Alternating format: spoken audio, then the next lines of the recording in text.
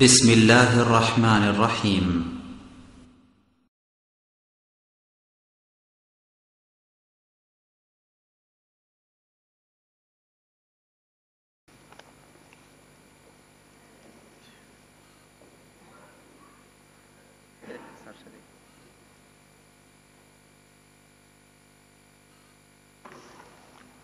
একভাবে প্রশ্ন করেছে গায়েবী জানাজার সঠিক পদ্ধতি। গায়েবী জানাজার পদ্ধতি হলো যেভাবে জানাজা হয় সেভাবেই। রাসূল সাল্লাল্লাহু আলাইহি সাল্লাম বাদশাহ নাজাশী আসহামা, এই বাদশাহ নাজাশীর গায়েবানা জানাজা পড়েছিলেন। সাহাবায়ে কেরামকে নিয়ে উনি তাদেরকে কাতারবন্দি করে, মানে পিছনে তাদেরকে কাতারবন্দি করেছিলেন এবং 4 তাকবীরে জানাজা পড়েছে। এটা বুখারী, মুসলিম, আবু দাউদ, তিরমিজি, নাসাঈ, ইবনে মাজাহ সব হাদিসের কিতাবে আছে। তো গায়েবানা জানাজার এই একটাই দলিল পাওয়া যায়, এছাড়া আর ভিন্ন কোনো সহিহ দলিল পাওয়া যায় না।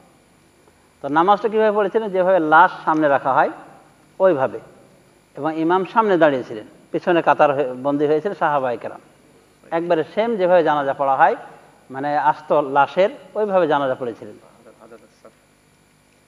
আদর সাফ 4 কাতার হওয়া, 3 কাতার হওয়া ভালো, এক কথায় বেজোড় হওয়া ভালো যদি সংখ্যা হয়, মানে 3টা কাতার করাটা ভালো।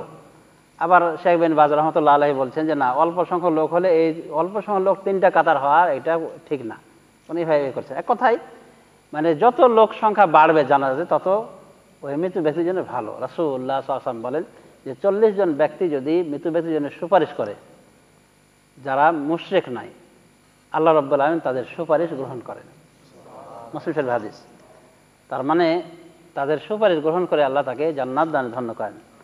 তো এই জানাজা নামাজ অর্থাৎ গায়েবানা জানাজা এটা পড়া যাবে কি যাবে না, উলামায়ে দ্বীনের ভিতরে ইখতিলাফ রয়েছে, কারণ একটাই নজির পাওয়া যায় যে জানাজা পড়েছেন। কিছু উলামায়ে দ্বীন বলেন যে যার জানাজা পড়া হয়েছে একবার তার পড়া লাগবে না, তার পড়া লাগবে না। আবার কিছু উলামায়ে দ্বীন যেমন ইমাম আহমদ, ইমাম শাফিঈ তারা বলেন যে না, গায়েবী জানাজা পড়া জায়েজ রয়েছে। আবার কিছু উলামায়ে দ্বীন বলেন যে গায়েবের জানাজা পড়া জায়েজ রয়েছে, তবে সবার ক্ষেত্রে নয়। নজরুদ্দিন কলিমুদ্দিন মরে গেছে, ওর জানাজা এরকম না, বরং যার ইসলামে বড় ধরনের খেদমত রয়েছে তার জন্য গায়েবানা জানাজা হবে। তারা ওই বাদশাহ নাজাশীর সাথে মিলিয়েছেন বিষয়টি। বাদশাহ নাজাশী ইসলামের জন্য অনেক কাজ করেছিলেন। যারা শরণার্থী হয়ে গিয়েছিলেন তার দিকে, সুদূর এই অবিসিনিয়ায় আফ্রিকায় গিয়েছিলেন, এই সাহাবায়ে কেরাম তাদেরকে অত্যন্ত সাহায্য সহযোগিতা করেছিলেন এবং তাদেরকে ধরার জন্যে মক্কার মুশরিকরা প্রতিনিধি দল পাঠিয়েছিল, অনেক হাদিয়া দিয়ে পাঠিয়েছিল এই বাদশাহ নাজাশীর নিকটে। কিন্তু উনি যখন জানতে পারলেন যে এরা আসলে হকপন্থী এবং এদের ধর্মটা সত্য, তখন উনি তাদের হাত দিয়ে উপঢৌকন সব কিছু তাদের ফেরত দিয়ে বলেন যে তোমরা চলে যাও, তোমাদের হাতে আমি এদেরকে কখনোই সোপর্দ করব না। এবং তিনি নিজেই মুসলিম হয়ে গেছিলেন। এত বড় খেদমত করেছেন। অনুরূপভাবে উম্মে হাবিবা রাদিয়াল্লাহু আনহা, তার স্বামী সেখানে মারা গেলে উম্মে হাবিবার বিয়ে দিয়েছিলেন উনি রাসূলুল্লাহ সাল্লাল্লাহু আলাইহি ওয়াসাল্লামের সাথে, এবং সম্ভবত 4000 দিরহাম মোহর তার জন্য ধার্য করেছিলেন। তো ইসলামে তার অনেক খেদমত ছিল, এই জন্যে রাসূল সাল্লাল্লাহু আলাইহি ওয়াসাল্লাম তার জানাজা পড়েছেন।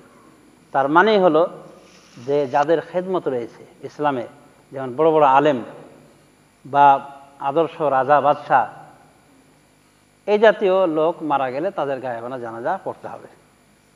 শেখ বিন বাজ, শেখ ইবনে উসাইমিন তাদের এটাই অভিমত, আর তাদের ফতোয়া অনুযায়ী তাদের জানাজাটা পড়া হয়েছে। এভাবে যে কোনো রাজা বাদশাহ, ধর্মপ্রাণ রাজা বাদশাহ মারা গেলে জানাজা পড়া হয়ে থাকে। তো ইখতিলাফ রয়েছে, নর্মাল লোকের জানাজা হবে কি হবে না। কেউ বলছেন যে যেহেতু রাসূল সাহেব পড়েছেন একজনের, কাজী পড়া যাবে। আবার কেউ এইভাবে বলেছেন যে পড়তে হলে ওই গণ্যমান্য লোকদের, যাদের ইসলামে যথেষ্ট খেদমত রয়েছে তাদের পড়তে হবে। এক কথায় বিষয়টি ইখতিলাফি, তবে যদি কেউ পড়ে থাকে গায়েবানা জানাজা, আশা করা যায় সে আপত্তি কোনো কাজ করেনি, হারাম কোনো কাজ করেনি, এটা বৈধ রয়েছে ইনশাআল্লাহ। তবে রাজনৈতিক যে জানাজাগুলি হয়ে থাকে, মানে রাজনৈতিক দলের নেতা, ইসলামের কোনো নেতা না, রাজনৈতিক দলের নেতা, তো এগুলো রাজনৈতিকভাবে জানাজাগুলি পড়া হয়ে থাকে। এগুলো অনেকে বলেন যে এটা অপছন্দনীয় জানাজা, মানে একজনের 4 বার 10 বার 5 বার হতেই আছে জানাজা। অবশ্য লোকটা দেখা যায় ইসলামের ক্ষেত্রে শূন্য, জিরো ছিল, কিছুই ছিল না তার ক্ষেত্রে।